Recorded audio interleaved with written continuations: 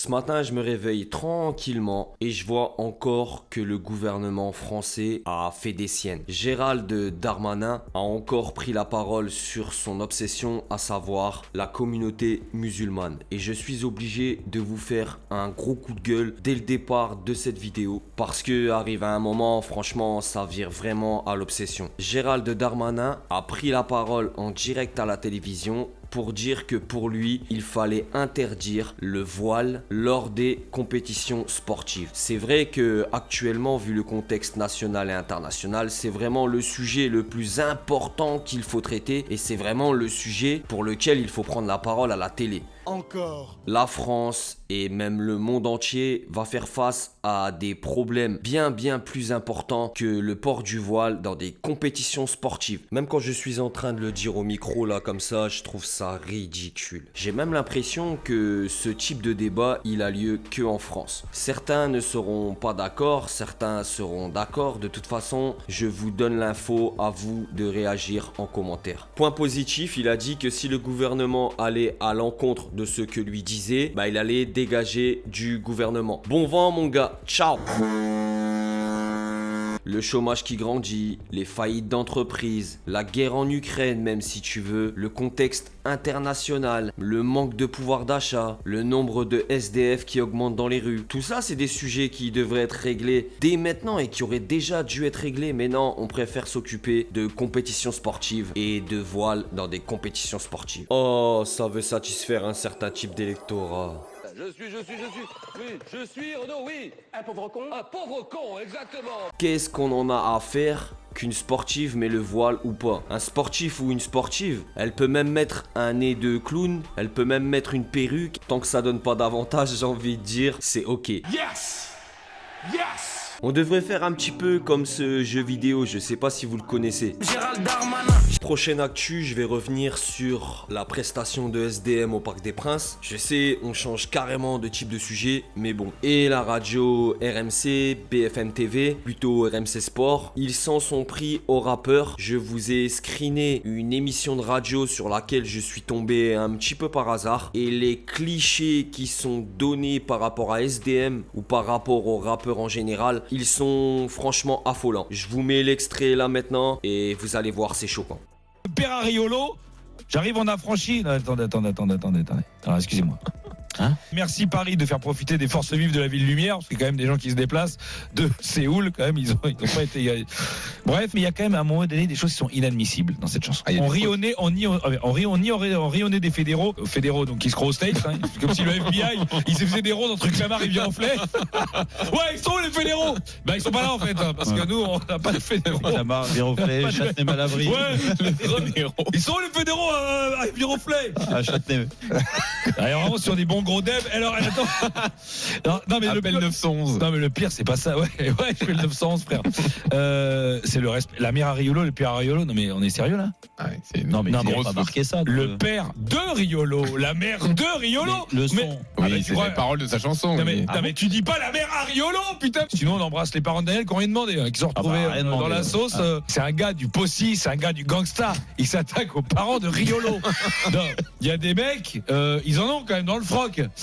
C'est chaud. Cette chanson n'a pas été du goût de Nasser. Hein. Encore une retombée par rapport au Classico au MPSG. La famille Rabiot, la mère et le fils vont faire des actions envers la Ligue de football professionnel et le PSG. En gros, ça va porter plainte pour la banderole, l'affiche qui a été mise dans les tribunes pendant le match. La mère à Rabiot, elle rigole pas et elle a pris les choses en main. Elle en a même parlé dans les médias. Ça m'a surpris que personne n'intervienne après le match. Les gens qui étaient sur place, il y a des journalistes, il y a du monde et personne n'intervient. Ça n'intéresse personne. À chaque fois que mon fils a fait un pas de travers, les médias lui sont tombés dessus. Et là, qui est là pour le défendre? Pourquoi ça a été repris? Parce que j'ai parlé ce matin. Si je ne l'avais pas fait, personne n'en parlerait. C'est vraiment ce qui me dérange. La ligne rouge a été dépassée. Il faut laisser les femmes tranquilles. Les joueurs s'insultent à la limite s'ils veulent, mais nous, qu'on nous laisse tranquilles. Il ne fallait pas parler du père de mes enfants. Et dans cette histoire, dans ce drama, c'est ça ça le plus triste en fait, parce que le père de Adrien Rabiot, il est décédé malheureusement, paix à son âme, et il est décédé d'une maladie longue durée qui lui permettait pas de se déplacer comme il voulait, et il a passé des années sur un lit d'hôpital et il pouvait pas bouger de chez lui. C'est ça vraiment le plus triste, et je pense on peut tous comprendre que si des personnes se sont attaquées au père à Rabiot, ben ça a pu les blesser. Vald qui va sortir son album à la fin du mois, ça va s'appeler Pandemonium et ça s'annonce être une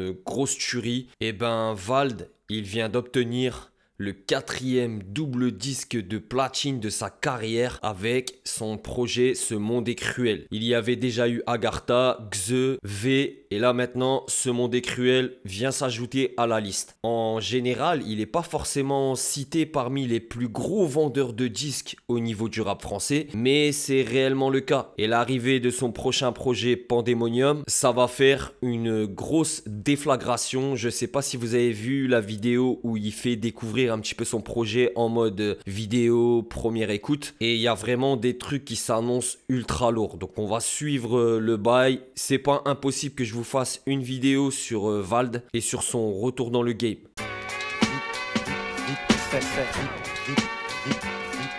Benach et Booba semblent vraiment avoir fait la paix. En tout cas, leur relation, elle a l'air apaisée. Je vous ai fait une vidéo récemment sur Benach qui a sorti une vidéo avec un son. Il a teasé un nouveau son qui va arriver avec tournage de clip. Et là, il y a des stories qui sont sorties et les échanges entre les deux rappeurs, ils semblent confirmer que, en gros, leur relation, elle est calmée. Et Benach a même annoncé qu'il serait présent pour les concerts de Booba à l'Accor Arena qui vont avoir lieu en octobre 2025. C'est en story que Booba a identifié Benach en lui disant: il demande ton retour à l'U Arena, je te dois pas d'argent. Et Benach a reposté cette story en disant: fumier, tout ça, ce n'était qu'un malentendu à R, on sera là à l'U Arena, ça va chier. Est-ce que Benach sera là en mode dans les coulisses mais sans plus, ou est-ce que on va avoir droit au son validé sur scène? Et là ça serait vraiment le gros événement. Benach à l'époque, c'est Booba qui l'avait propulsé avec bien sûr le son Sosa de 40 000 Gang qui avait fait un énorme buzz, je suis sûr que vous vous en rappelez. Mais si Benach vient sur scène avec Booba et interprète validé, ça va être un gros bordel, et c'est une excellente façon pour Booba de promotionner son concert, même si en vrai il en a pas forcément besoin. Il a déjà les 2 premières dates sold out et la 3e qui va pas tarder. Bah ouais, logique. Les gars, j'espère que vous avez kiffé la vidéo. Si vous l'avez kiffé, bien sûr, pouce bleu, petit commentaire sous la vidéo. Et n'oublie pas, en description, tu as l'espace premium de la chaîne qui est disponible. Tu peux y adhérer et soutenir réellement la chaîne. C'était Chroniqueur TV. Je te souhaite une excellente journée. À très bientôt pour une nouvelle vidéo. Prenez soin de vous, prenez soin de vos proches. C'est toujours le plus important, les gars. Ciao!